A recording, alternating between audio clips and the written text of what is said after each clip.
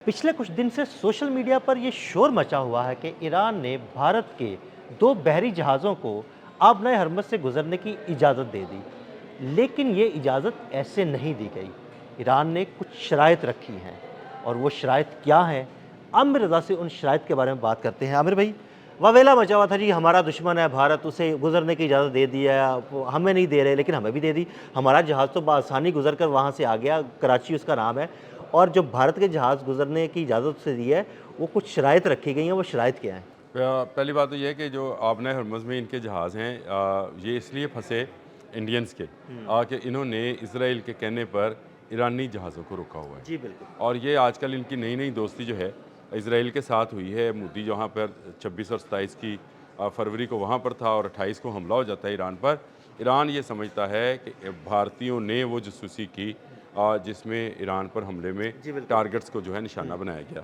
इसके बाद क्योंकि एक ईरान के जहाज़ जो थे 3 जो तेल बरदार जहाज़ हैं, वो भारत के कब्ज़े में हैं। भारत ने जंग जैसे ही शुरू हुई उनको अपने कब्ज़े में ले लिया और उनको छोड़ने से इनकार कर दिया। अब जब भारत को में एनर्जी क्राइसिस है, इस वक्त वहाँ पर गैस की लंबी कतारें अगर आप वो देखें तो आपको नज़र आएगा कि उनको उनको गैस वहाँ पे नहीं मिल हाँ रही जी। है, बल्कि उसकी जगह पे ओपले, जिसको हाँ हम जी। पंजाबी में गोए कहते हैं ना, वो थापियाँ। थापियाँ हाँ, मुख्तलिफ लफ्ज़ हैं उसके। ओपले जो हैं वो वहाँ पे फ़रोख्त किए जा रहे हैं और उसकी बहुत सारी वीडियोज़ नज़र आई कि वहाँ के लोग उस पर खाना बनाने पर मजबूर हैं। इस वक्त वहाँ पे एनर्जी क्राइसिस में मोदी को उतनी ही गालियाँ पड़ रही हैं जितनी पूरी मुस्लिम दुनिया में नेतन्याहू को पड़ रही हैं। बिल्कुल। उतनी ही गालियाँ पड़ रही हैं जितनी अमेरिका में नेतन्याहू को पड़ रही हैं, डोनाल्ड ट्रंप को पड़ रही हैं। ये गालियाँ जो हैं उसके बाद मोदी ने मिन्नत समाजत शुरू की और कहा कि ईरान जो है हमारे तेल बरदार जहाज़ जो है और गैस बरदार और तेल बरदार 2 जहाज़ जो हाँ हैं जी। आपने हुर्मुज़ से गुजरने दें। ईरान ने कहा ठीक है गुजरने देते हैं। पहली शर्त ये है कि वो 3 जहाज़ जो आपके कब्ज़े में हैं, वो हमें छोड़ दें। बिल्कुल। आमिर भाई, वो जहाज़ भी मेरा ख़्याल है कि इसराइल के कहने पर इन्होंने कब्ज़े में लिए जी, हैं। मैंने पहले ही बताया था कि ये इज़राइल के कहने पर किया गया था ये ऑपरेशन। ये भी ऑपरेशन और जो इंडिया में से ईरानी जहाज़ जो है फ़ौजी मशकों में से निकल कर आ रहा था, जो कि गैर हाँ मुसल्लह था, जी, बिल्कुल। उसको भी जो डुबोया था इन्होंने, वो भी इंडिया ने इज़राइल के कहने पर अमेरिका को वो उसकी इन्फॉर्मेशन मुखबरी की फराहम थी। की और उस इन्फॉर्मेशन की बुनियाद पर उस जहाज़ को जिसमें 80 के करीब जो था क्रू शहीद हुआ था, उसको डुबोया था। तो ये मामला जो है अब भारतीय जो हैं अपने 2 जहाज़ के लिए पहले ईरानी 3 जहाज़ छोड़ेंगे और उसके बाद मैं आपको बता दूं कि इंडिया की बारी आने वाली है। इंडिया की बारी इसलिए आने वाली है कि इस वक्त ईरान किसी ऐसे मुल्क को स्पेयर करने को तैयार नहीं है जो इस जंग में इसराइल का साथ दे रहा है। बिल्कुल। वो चाहे अमेरिका है, चाहे कोई ऑस्ट्रेलिया है, चाहे मुत्तहिदा अरब अमारात है, चाहे सऊदी अरब ऑस्ट्रेलिया की है, बारी आ गई, उस पे मैं अलग से बात करूँगा आपसे। जैसे आप करना चाहें। लेकिन बस मसला ये है कि इस वक्त ईरान जो है वो उन तमाम अहदाफ को निशाना बना रहा है जहाँ से इसराइल और अमेरिका को सपोर्ट किया जा रहा है। इसमें अब इंडिया भी सर-ए-फ़हरिस्त आ गया है। इंडिया भी उसके निशाने पर आ गया है। मत देखें कि वो 2 जहाज़ छोड़ने वाला है, वो छोड़ेगा। अभी तो उसने पहली शर्त जो है हाँ जी। सामने रखी है। इसके बाद और बहुत सारी शराइत हैं और बहुत सारी इंस्टॉलेशंस हैं इंडिया की ईरान के अंदर चाबहार के इलाके हाँ जी। में, वो खाली होनी है और वहाँ से इंडियन कंपनीज़ जो हैं उनको तो पहले ही निकाल दिया गया था। अब बहुत सारे इंडियंस जो हैं इस वक्त भी ईरान में मौजूद हैं जिनको आहिस्ता-आहिस्ता यहाँ से रिमूव कर दिया जाएगा या निकाल दिया जाएगा। कुछ जासूसी के इल्ज़ाम में गिरफ़्तार भी हैं भारतीय। और ये भारत के लिए मैं ये समझता हूँ कि इस खत्ते के अंदर स्ट्रेटजिकली अगर देखा जाए तो भारत का बहुत बड़ा नुकसान होगा। पाकिस्तान जिसका वो असली दुश्मन है भारत, उसको एक ऐसे मुल्क में पनाह मिल रही थी उसके लोगों को जो कि बिल्कुल पाकिस्तानी सरहद हाँ के जी। साथ था और वहाँ से वो अफ़गानिस्तान की तरफ भी मूव कर सकते थे। लेकिन मोदी का एक गलत चाल जो है उसको इसराइल और अमेरिका की हाँ जी। खुशनुदी के लिए वो इसराइल का दौरा करता है और वहाँ पर वो इसराइल के दुश्मन को अपना दुश्मन करार देता है। यानी खुद मोदी ने ईरान को अपना अपना दुश्मन दुश्मन कर करार लिया, दे दिया। जो कि उसका अगर एलाई किसी था। पैमाने में अलाय था। और चाबहार के में तो $5 अरब की इनकी सरमायाकारी थी। बिल्कुल। वो सब की सब जो है अब वो डूब भी गई और इसके साथ साथ जो है भारतीयों को अगला निशाना जो है वो ईरान का बनना पड़ेगा।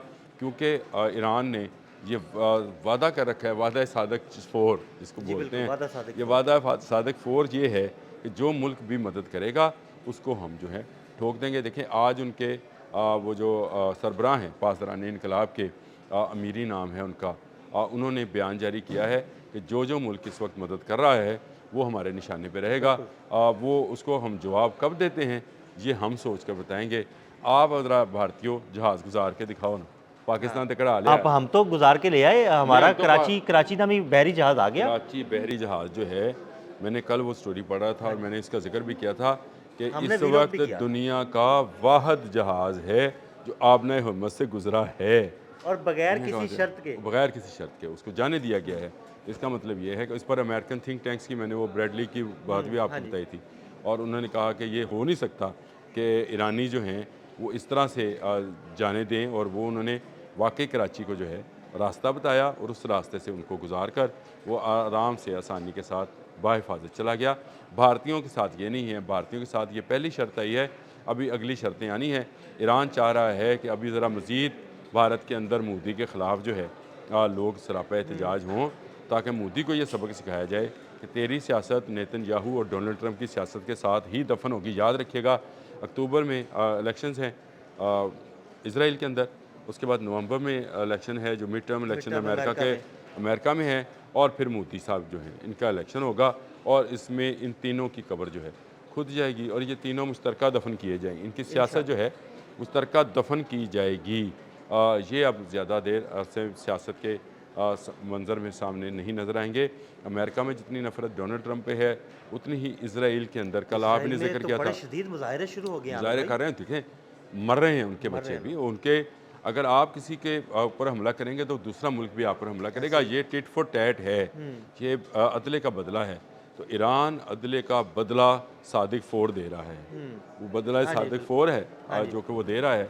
और ये मैं समझता हूँ कि भारत को भी इसका जवाब मिलना है, ईरान की जानिब से जवाब मिलेगा। वो किस पैराए में होगा, क्या कोई मज़ाइल की सूरत में होगा या किसी मुआशी मज़ाइल की सूरत में मुआशी होगा मज़ाइल होगा आमिर या भाई। किसी ऑयल की मज़ाइल की सूरत में होगा। आबनाए हम्मज़ अब हमेशा के लिए, मैंने पहले एक व्लॉग में आपको 4-5 दिन पहले ये बात बताई थी, आबनाए हम्मज़ अब दुनिया भूल जाए कि इसके इस तरफ वाले ममालिक जो हैं जिनको हम GCC कहते हैं, गल्फ़ ममालिक जो हैं, ये ईरान की बात माने बगैर वहाँ से जहाज़ निकाल पाएंगे और जो जहाँ से ऑयल और गैस के आमिर भाई, लेते हैं वो कंटेनर्स, वो अब उनके वो जो वेसल्स हैं वो ईरान की मर्ज़ी के बगैर हाँ जी। कभी गुजर नहीं आमिर पाएंगे। भाई, जो बता अमेरिका लेने के लिए आ रहा था, अब दो ना ईरान को ये नहीं नहीं, बता। ईरान वो बत्ता देखें, ईरान भत्ता लेता है या नहीं लेता, लेकिन अब ईरान अपनी शर्त पे गुजरने हाँ जी, देगा। बिल्कुल। अब नहीं ये हो सकता कि तो पैसे तो आप वो लेगा ना, अगर आप आप बनाए एक हिम्मत से तरफ गुजरते हैं तो फिर दें कुछ अमेरिका को और पैसे। इसराइल को फैसिलिटेट करें और दूसरी तरफ आपका तेल भी जो है वो आपको लाखों अरबों डॉलर कमा के दे। ये अब नहीं होगा। अब ईरान की आबना हरमज़ पर पूरी तरह से काबज़ है, और ना सिर्फ आबने हरमज़ पे काबज़ है बल्कि आबने मंदब पे भी काबज़ हो जाएगा। ईरान को एक बहाना मिल गया है, जो पहले इंटरनेशनल वाटर्स में से वेसल्स गुजर रहे थे, अब क्योंकि उस पर हमला हुआ है इंटरनेशनल पानियों के अंदर से, लिहाजा अब वो उन पानियों पर भी किसी वेसल्स को उस तरह से गुजरने नहीं देगा जितनी देर बाबुल तक मंदब में उसके देखें, बाबुल मंदब को ना हौसी बागी जो है ना, जिन्हें हौसी बागी कहा जाता है, वो उसको हैंडल करते हैं बाबुल मंदब को, और वहाँ पे वो हमले भी करते रहे हैं।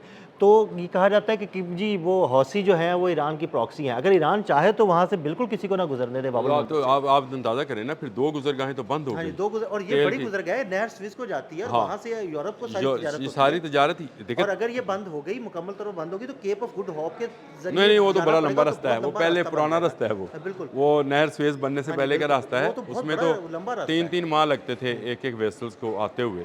वो पूरा अफ्रीका घूम के तो फिर आपने आना होता था या जाना होता था। वो एक लंबा रास्ता है, वो तो फिर प्राइसेस जो यानी हैं ये दुनिया के दो बड़े रास्ते और अहम तिजारती ईरान को दे रास्तों पर दिए, कब्जा हो जाएगा फिर। ईरान को दे दिए। मैं आपको ये कह रहा हूँ, अमेरिका ने ये 2 बड़े रास्ते ईरान को दे दिए। अब ये ईरान के कब्ज़े में है। अब वो जिसको चाहेगा गुजरने देगा, जिसको चाहेगा नहीं गुजरने देगा। जो अमेरिका ख्वाब लेकर आया था वो ख्वाब अब अमेरिका के लिए अधूरा ख्वाब रह गया है।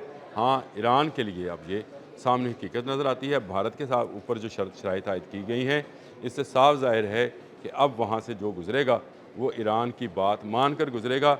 ईरान की बात माने बगैर गुजरना वहाँ से मुश्किल है, और अगर नहीं गुजरेगा तो उसके लोग उसी तरह से लाइनों में लगे होंगे जिस तरह इस वक्त भारत के लोग जो हैं गैस की लाइनों में लगे हुए हैं कि उनके पास गैस नहीं है। ये एक बड़ी कामयाबी है। मैं समझता हूँ आपने हरमुज़ पर ईरान का कब्ज़ा अब मज़ीद साबित हो गया है कि इसराइल का दोस्त मुल्क भारत जो है वो भी अपने जहाज़ ईरानी शराइत माने माने बगैर बगैर नहीं गुजर सकते। बहुत शुक्रिया आमिर भाई जी। बिल्कुल, आमिर भाई ने बड़ी तफसील के साथ इस सारे मामले पर रोशनी डाली। मज़ीद अपडेट्स के लिए हमारे वीलॉग्स फॉलो करते रहें। अदील अहमद और आमिर रज़ा को इजाज़त दीजिएगा। अल्लाह हाफ़िज़।